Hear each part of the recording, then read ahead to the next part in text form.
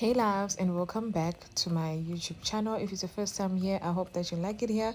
Please do consider subscribing to the channel, and please like the video and comment something cute, something nice, and please don't skip ads. I would really appreciate that. Today we are doing a Shein hair review. So I ordered this hair on the 4th of November and it got delivered on the 11th, so that was like 7 days.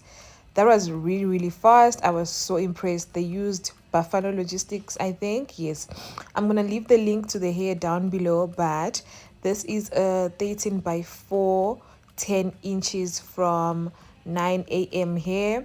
The hairline is sort of pre-plucked, but you can add a little bit more of plucking just to make it look more natural. But I really love the quality. I think it looks so great.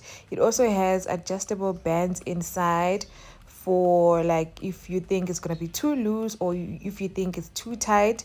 And in my case, it's a bit tight because my head is kind of big. Okay, so yeah, overall I'm really happy with the quality.